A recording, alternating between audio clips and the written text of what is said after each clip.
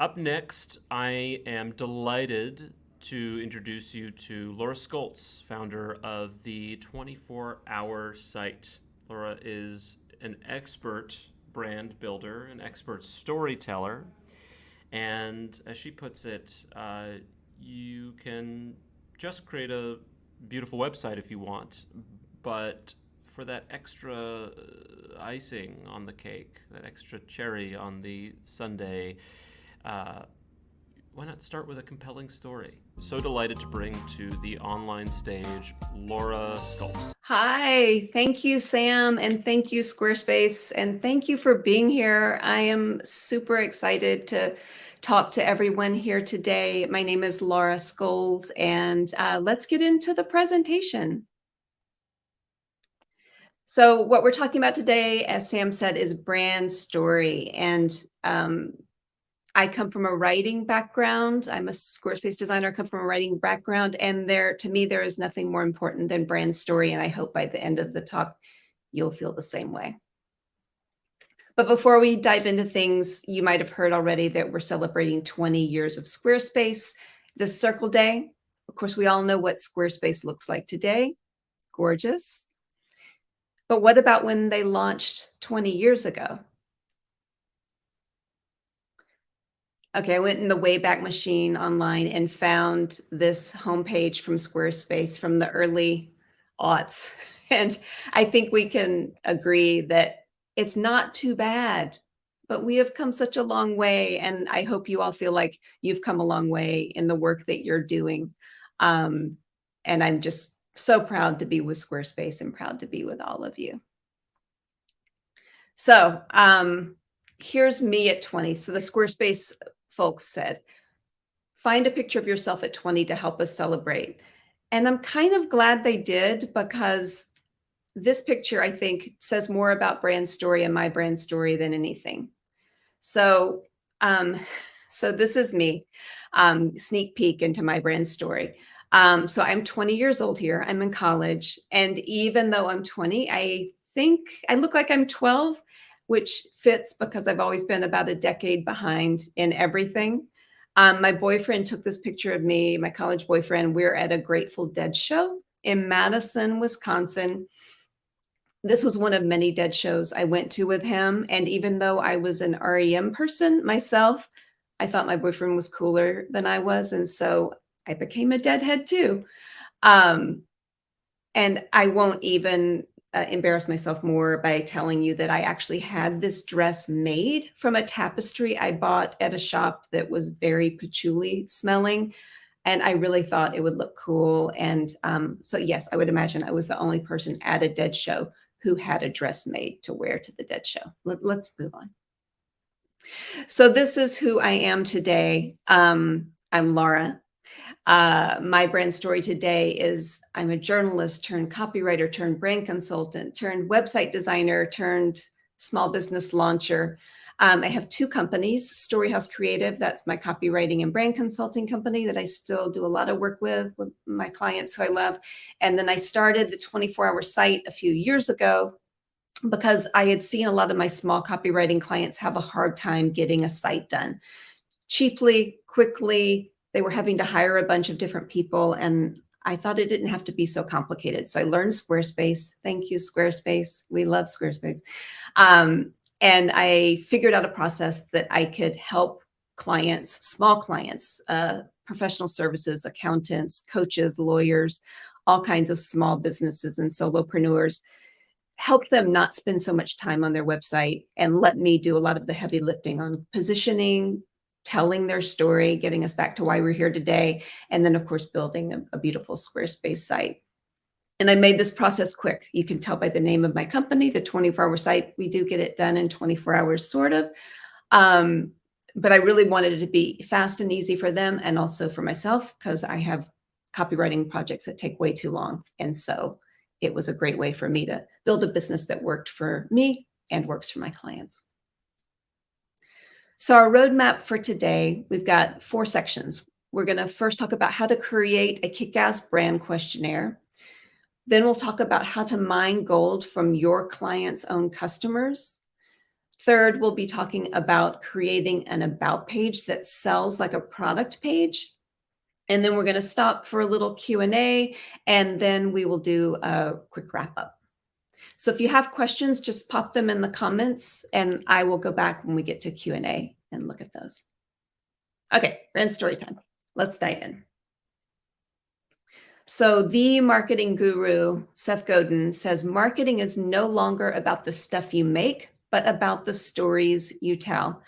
And Seth knows more than anyone about marketing. And to me, he's right, because there is only so much you can do with visuals and white space, but there is so much you can do to attract somebody with a brand story. It really helps you connect.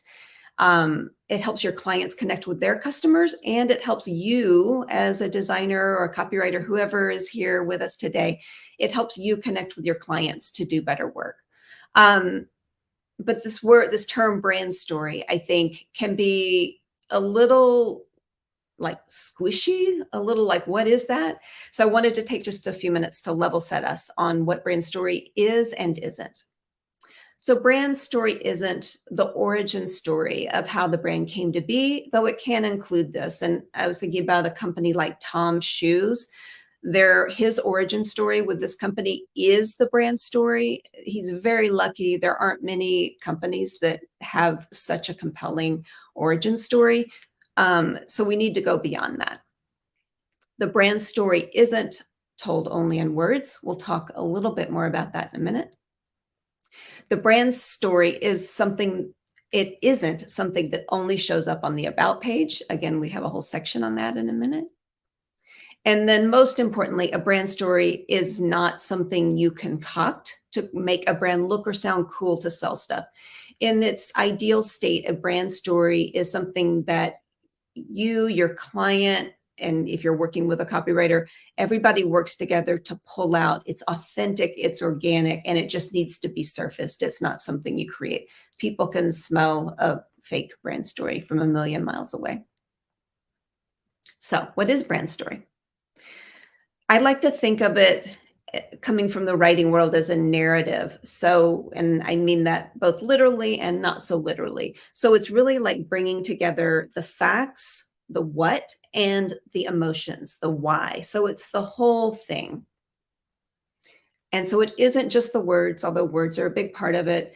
It's the imagery you choose. It's the fonts, the white space, everything you see on a site or even in social media or email, everything contributes to that brand story. Brand story is something that customers can rally behind and be excited to share. Facts only go so far. People aren't excited to share this and that. They're excited to share the story, and they're excited to have something to get behind and to get excited about. And the more excited your customers are, or your clients' customers are, the more they'll share the news. And most importantly, right now in the world we're living in, it is having a compelling brand story really is the best and maybe the only way to differentiate companies from a sea of competitors. And here's why it's more important than ever. In a ridiculously crowded marketplace, having a good product at a fair price that lasts is just not enough. You have to get into the hearts, minds of the customer and really stay there. Like I said before, like you want people to share. You have to differentiate yourself. Your customers and your clients have to differentiate themselves because there is just so much noise. So a way to connect, a way to build the brand is to have a good brand story. Ariana Huffington said, people think in stories, not statistics, and marketers need to be master storytellers. So how do you, as a designer, a copywriter, whoever is here, how do you make websites that really help your clients' stories, brand stories, shine through? The big thing you need to start with is really getting to know your client's business. You need to know what they're about, who they're selling to, super important, a part that gets missed sometimes, and then what their website needs to do to be successful. And we'll get into some of this in just a minute because we're at the first section, creating a kick-ass brand questionnaire. So every project I do starts with this brand questionnaire, no ifs, ands, or buts. And in fact, it is the single most important part of my process. Um, a brand questionnaire is especially important if you're working with a startup or a solopreneur or someone who hasn't had the money to do any branding or do any of this work beforehand. That's a lot of my clients. I'm their first stop, and so I have to do it all, which I love. And it can be great for you too. Even if they've done some branding work, you can have your own spin on it, and I'll show you how I do it, and then hopefully you've got some things to add too. And solopreneurs, especially, they are so busy building their business, running their business, they have not had time to step back, take a moment and think about really what they're trying to do, who they're talking to, and what their unique qualities are in the process. And I will say that every one of my clients, after we've built sites for them, inevitably come back and say the brand questionnaire was so helpful to them, not just for creating the site, but just really thinking about their business. And it inspired them or re-inspired them to get excited about what they were doing, which is great. So here are a few questions I ask in my brand questionnaire. I'll give you a link at the end of the presentation to get the full brand questionnaire so you can cut and paste or steal as you like. But as we're going through these questions, if you want to put in the comments answers for your own business, I think it's good to do a little brand questionnaire for yourself too while we're here. So the first question, what do you love about what you do and how you do it? And I like this question, particularly for that word love, because again, we're trying to make connections. We really want your client to get excited and really think about what in their heart they love doing. And that's going to be the stuff that stands out. That's going to be what makes their website look different from others in their category. What do you absolutely do better than your competition? Again, it's differentiating them. If they know that they make a better widget, they know that they give better tax advice, being broad here, but there are things that they know that they do. And sometimes you don't realize you know that until somebody asks you the question. So I love this question, and I love the word absolutely. It really focuses stuff. What type of client is your right client? What type of client is not your right client? If you've been working with clients for a while, you know when you have a client that is great and you wish you could work with people like them all the time, and you know those ones like you wouldn't touch again with a 10-foot pole. I always tell my clients when we're starting to work, think about who you want to work with in the future. Who in your perfect state are you going to want to work with? Let's build a site. Let's tell a story that really speaks to that client and not to the ones that you've had bad experiences in. So it's really good to get this clarity from them at the start. And then what are these potential customers doing with your site? What's the job of your site? And I got this question from an innovation guru. His name is Clayton Christensen. He passed away a few years ago. His question is, what's the job to be done whenever he's looking at innovation? What is the job to be done? And with a website, it's so important because I think some clients don't even think about that when they come to me, like I need a website. Yes, you do.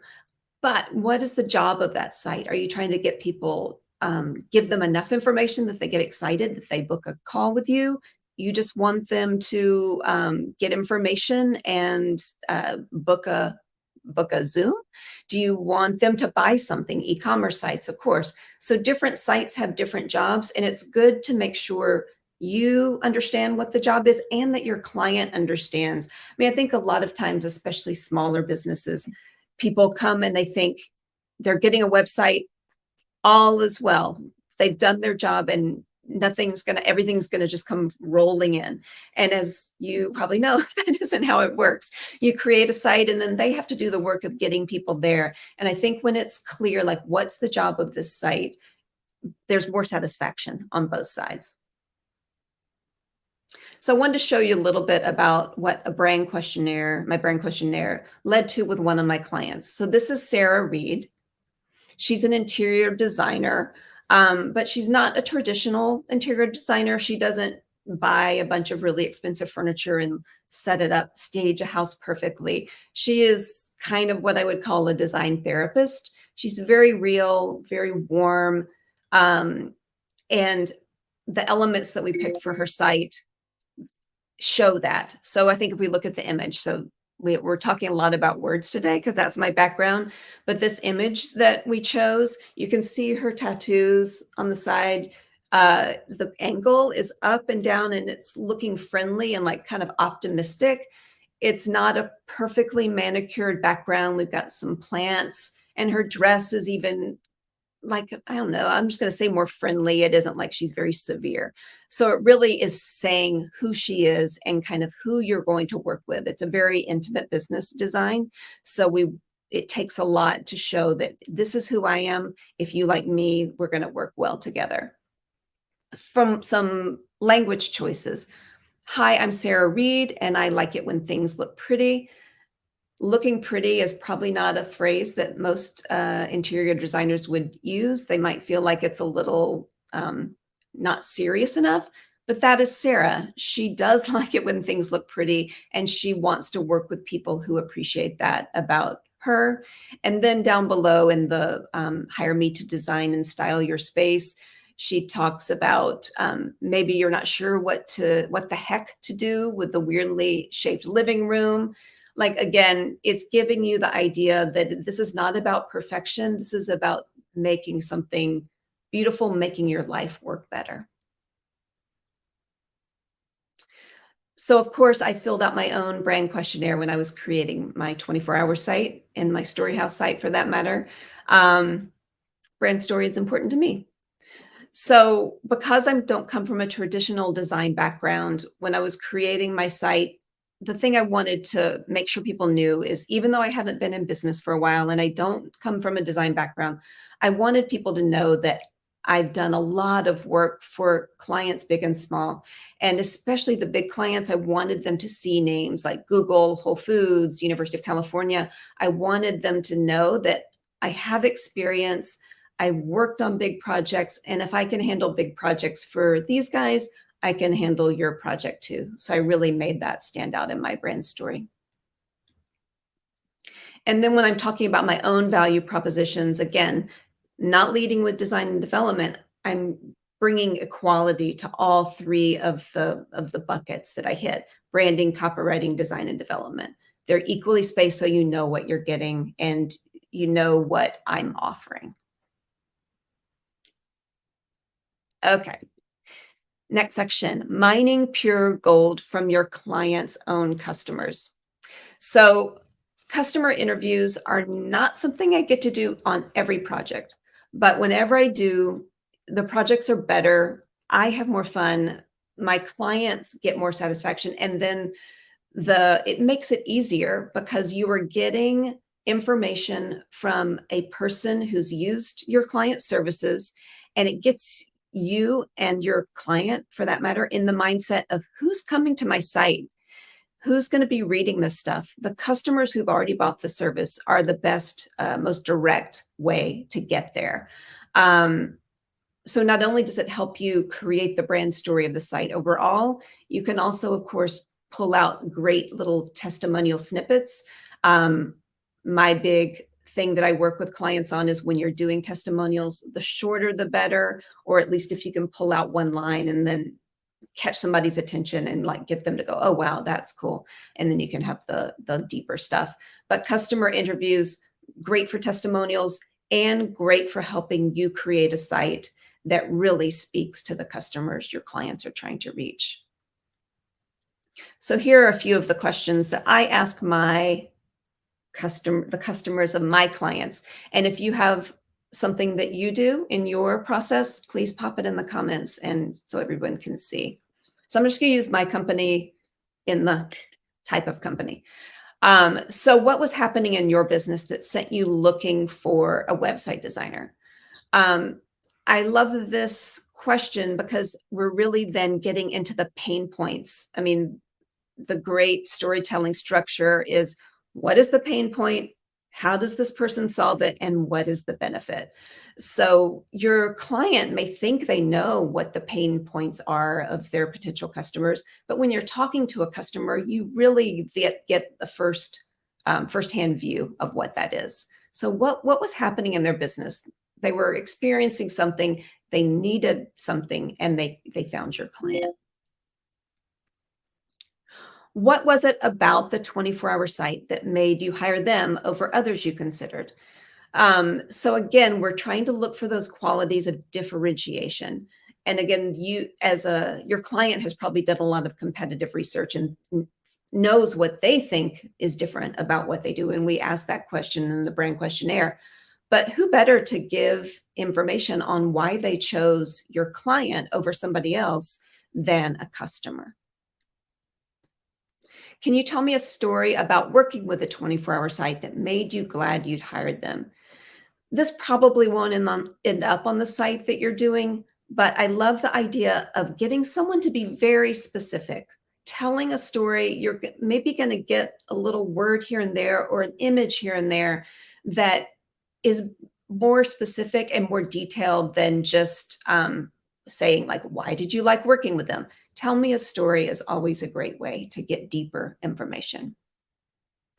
And similarly, tell me a story about working with the 24-hour site where something happened that surprised you or that you learned something new from. And again, that word surprise, it will probably be surprising to the customers that you're interviewing. And it'll kind of jolt them a little bit and get them to think of something that they probably hadn't even thought of before they got on the phone with you. And those are where the juicy stuff comes in.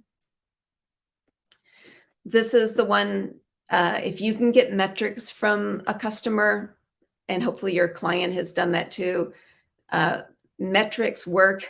I know we're talking about brand story, but brand story and amazing statistics about how much you improved your income or your retention rate, whatever someone is measuring, that's like gold to have both of those things working together. This is where you get a good testimonial. What would you say to someone who is considering hiring the 24-hour site? That gets somebody in the mindset of as if they were at a cocktail party or something and like, oh my gosh, you need a website. Blah, blah, blah. You get them to really talk about kind of selling. How would they sell you to somebody else? And then the final question, always don't forget this one because this is also sometimes where the juiciest stuff. Is there anything we haven't talked about that you'd like to mention? So you've been asking all these questions and getting great answers, and you've probably come up with different things along the way. But at the end, somebody has probably been thinking, oh, I need to tell her this or tell him that, and give them the space to do that, because that's where some of the subconscious stuff might bubble up that's going to really make a difference. So again, showing a little bit about what a customer interviews yielded for my client. This is Retta Rowland. She's an astrologer and a business coach. And when I did some customer interview with her clients, one of them said this phrase, cracked open. And that isn't something I would have thought to write. Came straight from a customer's mouth, and it was so visceral and so good. And especially for someone who's working in the self-improvement space, that's what we want. We want to be something new. And that term cracked open was perfect for the website. And this ended up on Retta's About page. This last line, this is your time, also came from a customer interview where the question of like, what would you say to someone who is considering hiring Retta? Somebody said, you deserve this. You need to like be bigger and better. This is your time. And it was so like affirmative and kind of inspiring and also declarative. Like it gave Retta's voice a bit of confidence and like, this is your time. And it kind of almost like prompts someone to go, yes, it is. And then click the book now. And here's how I use customer interviews on my own site. I just pulled them as little snippets, as I said, little testimonial snippets. This is on my homepage, and I have these scattered throughout the site. So one more thing on the customer interview, super important. Do it live on Zoom, not by email. And the question, the reason why is because people, if you send them an email and they'll fill it out and they'll write the answers. I'm guilty of this too. I wrote this presentation before I giving it to you now, and whenever I would try to make it seem like I was presenting something that wasn't written, it didn't work. So when you talk to somebody live, you're going to get that kind of warmth and excitement, and it transfers to you too. Like, I am inevitably more excited about working on a project for my client after I've done customer interviews, because the people you're talking to, the client has chosen them because they've had a good experience. And so it's super inspiring to me to like talk to a client's customer and say, "Oh, I'm doing something good for this client, and she or he is doing something good for the world." Like, it's just kind of just a love fest all around. But do it on live on Zoom. On email, you just don't get that juice. So Sun Yi is a designer. Night Owl is his company, and he used to be in New York. I think he's in Austin now, I believe. But he posted this quote on Instagram. He is killing it on Instagram, by the way. Sun Yi, you should follow him. Night Owl Nation, I think maybe is his handle. But designs are interesting, he says, but good writing keeps people interested. And Sun is excellent at doing reels and stories that have the two things coming together, design and storytelling and good writing. So the last chunk we're going to talk about today is creating an about page that sells like a product page. And this is the last section before we open up for Q&A, by the way, so get your questions ready. So the about page, especially for small companies, for solopreneurs, the about page is the second most visited page on a site. Homepage, of course, being one. If you are hiring someone to do your taxes, cut your hair, coach you in business, the next page you're going to go to is the about page. Who is this person that I want to work with, or do I want to work with this person?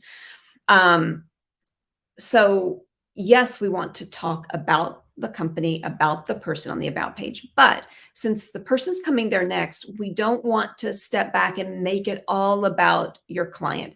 It still needs to be selling. It still needs to be connecting, letting the potential customer, the viewer, come in and feel like, oh, this person gets me. They understand my issues. It isn't just a bio. It isn't just a resume. It isn't just credentials. It's really kind of, again, making that connection. So if it's not a bio and it's not credentials, what the heck do you put on there? So this is my client, Lauren Napolitano. She's a psychologist, and credentials are hugely important in the medical field, mental health field. So those are definitely on her about page. If you go to her site, we've got all of her schooling, all of her degrees and her certifications. All of that is lower down on the page. When you get to her page, she introduces herself. Hi, I'm Lauren, like Sarah did. And then I'll just read the first little bit here. If you're here, it's probably because you're sick of feeling stuck and you want to get your life back. So again, we're talking directly to the pain point of the person on this page. Yes, she wants to know about Lauren and all the stuff. We'll get to that. But first, the person is coming with a mindset of what's in this for me, and can this person help me? Do they get me? And so we get to that right away. And then Retta Roland, who we met earlier, the astrologer and business coach, we decided on her about page to put some mantras like what I believe. And we created these cards for her that kind of her belief system, but you'll see the language there is you and your.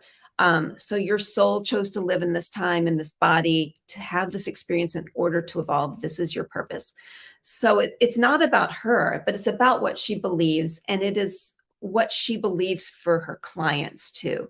So it's super important. It focuses on the client and it tells them how they might benefit from working with her.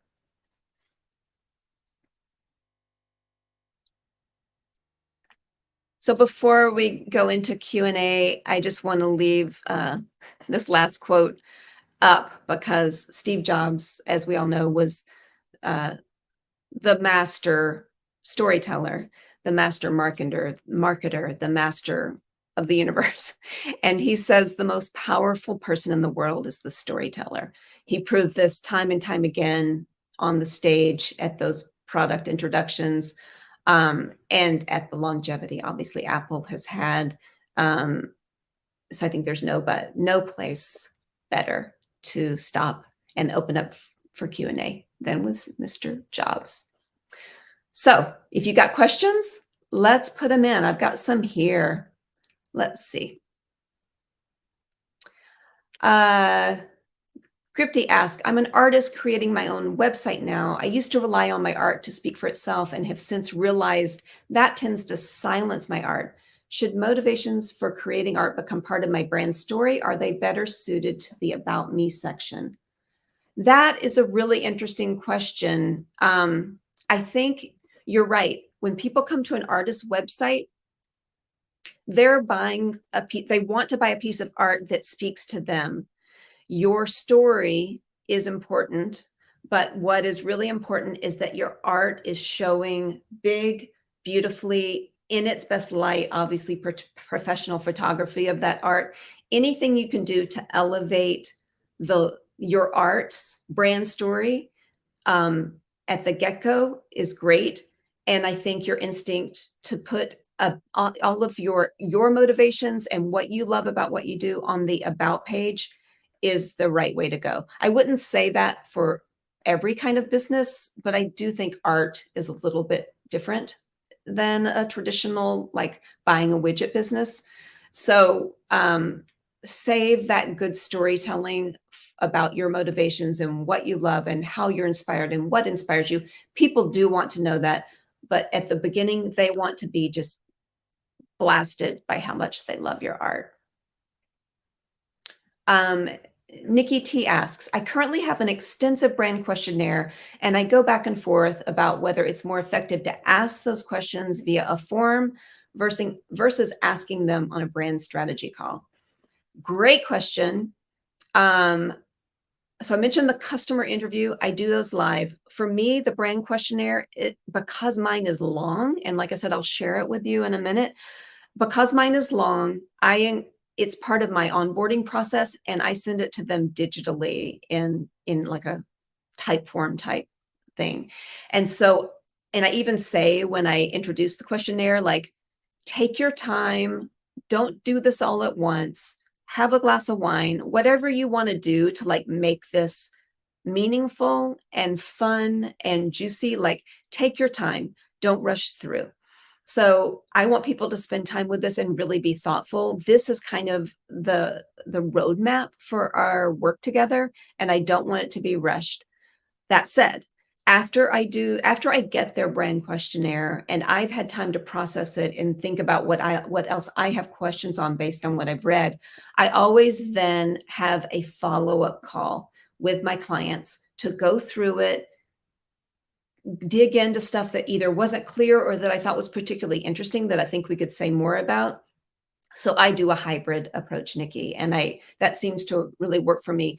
I think the other thing about doing that hybrid approach is it really makes your clients feel heard and understood, which is extremely important.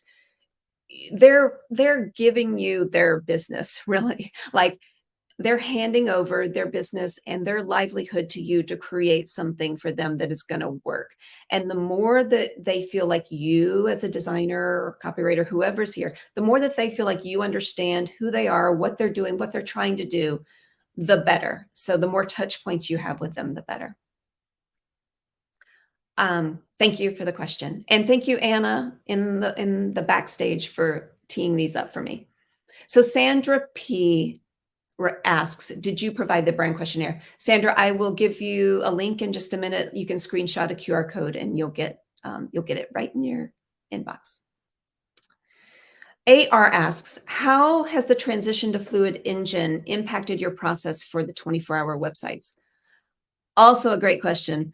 I have to say it has been a game changer, as I'm sure it has all been for all of you. The biggest thing I think, just off the top of my head, the biggest thing I think it's helped me with is saved sections are a game changer for being able to, as you know, like I need this section on every page, but I don't, it's not a footer that automatically appears. Or I want this basic thing, but I want to play around. You're not having to create from scratch. And it just allows me to provide a more streamlined service. My service is all about good content, good positioning, and good design quickly. So anything that helps me do that better, I love. And Fluid Engine has been great for that. A little bit of a learning curve, as you know, but the most delightful learning curve ever. AR had a follow-up question. Thank you, AR. Have you implemented the new project management feature in your process for onboarding intakes and interviews? I have not. I looked at it. I used Dubsado for all of that stuff. And I just recently started using Dubsado maybe a year ago. So I'm actually still getting up to speed with that. It's been great. It's a big learning curve. And I'm still getting my sea legs with that. I think I gave Squarespace some feedback about the things that would help me ditch Dubsado and use project management. There's some things that weren't there that I needed. But I, of course, have full faith that Squarespace is going to just evolve that product and just make it juicier and meatier and bigger and better. So I look forward to that. But if you've used it and you've got tips for me, please let me know. CZ says, do you offer incentives for scheduling customer interviews? I do not. I tend to work with people who found me, referrals. I don't work with like cold leads that much. So I haven't ever had trouble getting customer interviews. So if you're talking about customer interviews for my clients, let me step back. My clients usually set those up for me. So I've never had to do it. And I usually, when I'm doing customer interviews for my client work, I usually do 2 or 3 at the most. It isn't much. I'm not a big organization. I'm not doing a qualitative research. I'm doing like really targeted research to make my website better for my client. For my own customer interviews, like when I'm interviewing my clients after the fact, they usually love doing it. And I make it super easy for them. Okay, Aaron G says, how many customers of your clients do you aim to talk with? Just answer that, 2 or 3. And have you had pushback about trying to speak directly with your clients' customers? No, I haven't. The only time it's not pushback, but the only time it doesn't work is if somebody is literally just starting out and doesn't have customers. That's happened a few times. Usually for them, I always have some kind of social proof testimonial wise, and I don't make, but I highly encourage my clients who are just starting out, get testimonials from people you've worked with before, or ask your former employer if you can use a testimonial about the work that you did. But that's the only kind of pushback, is when they just don't have anybody that they've worked with yet. There's workarounds for that though. Sandra P says, who should we have conduct the questionnaire? Someone outside of the company or someone inside? We are small businesses, less than 10 people, so we also have to be careful about our budgets. Absolutely. If you're talking about the brand questionnaire, like I said before, it's something that I send to them and they do it on their own. And if you're talking about customer interviews, like I said, 2 or 3 of those, I never go more than 15, 20 minutes. It shouldn't be a big lift. You're not trying to mine those customers for all the content on the site. You're just really trying to get the flavor, get a few choice quotes, get the idea of what your client solved for this customer so you can really make that come through. Suzanne, did you conduct client interviews with your psychotherapist client? How did that harmonize with HIPAA regulations? Great question. No. If it is a doctor, mental health professional, that HIPAA regulations are in effect, I do not have access to them. So I didn't get to do that for that site. And I've done a couple of psychologist sites and did not get to do those for them. We had to get at it a different way. She also didn't have testimonials on her site. And I've done one psychologist did, the others I've done have not. So it's a little bit of a tricky area, but there's always ways around it. Steina asks, how do you conduct customer client interviews or encourage your customer to do that? So this is a good technical question. So what I do, even though I do the customer interviews on Zoom, I do send the questions to the person I'm interviewing in advance so they can be prepared.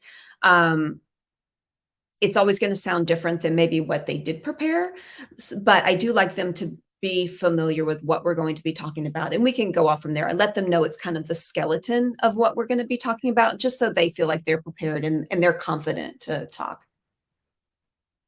Matt T asks, any advice on marketing, finding the right clients? Oh, Matt, if I had the answer to this, I would not even have time to be sitting here talking to you. It is the trickiest part of any business. I work with, in my copywriting side of my brain and my world, I work with an agency that does content, and they're a multi-million-dollar agency, and they're struggling with this. Like, it is just the ongoing existential struggle of doing business, and especially doing business if you're a freelancer or a small agency. Referrals 100% have been my best source of new clients. I do stuff on Instagram. I'm not the best Instagrammer. Sorry, Squarespace. I did promote this talk, but not as much as the people who are more always on Insta. But it's great. I do LinkedIn because a lot of my clients are on LinkedIn. I get a lot more engagement on LinkedIn than I get on Instagram, just because the people I work with are there. I work with, like I said at the beginning, like small businesses, professional services, kind of business people. Maybe they've been working for a big company and they go out on their own to be a consultant. Those are the kind of people that I work with because I can really elevate them in their space. LinkedIn is by far the most engagement I get. The big thing to mention here is kind of brand story applies here too. Like, you don't want it whenever you're posting, if you're trying to build engagement, it's just not all about you. Think about how can you help? How can you give some information that somebody might not have thought of that they can use? So maybe like a 8 to 2, 8 times you're posting on LinkedIn or Instagram, you're helping people with information or tips or whatever. And then 2 times you're promoting something that you're doing, or promoting, like you just did this great website, you want to show it off. That's great too. Just don't make all of your marketing outreach about you. Great question. Viv J, how do I convince a vain client that the about page isn't all about her? Oh, I love this question. This is a perpetual problem, not even just for vain clients, for every client and throughout the site. The biggest hurdle I have is convincing clients that your website is not all about you. You are not proving yourself that you do this and you do this and you do this better than anyone. And like bam, bam, bam, me, us. It is about who you're serving and how can you help them and what are they dealing with? What are they coming to you with? So maybe you start there with that framing. Like, we are trying to get people to fall in love with you and what you do. And who you are and your credentials are only a part of that. I think it also is important The things that I showed you on the how to make an about page that sells like a product page, the things I showed you are just the top of a page. And if you go to my website, you can see some of the stuff I've done and you can look at the about pages and see how most of them are structured. We do get into later, we do get into the about the person, about the company. It's not missing. It's just not what leads. The lead story needs to be how you can help, how your client can help the customer. Um, I think that's it. Anybody else have other comments or questions? This is so fun. Awesome. Great. Well, keep popping them in there. And if there's anything that comes up, I'll get the Squarespace team to send it along to me and I'll answer after the fact.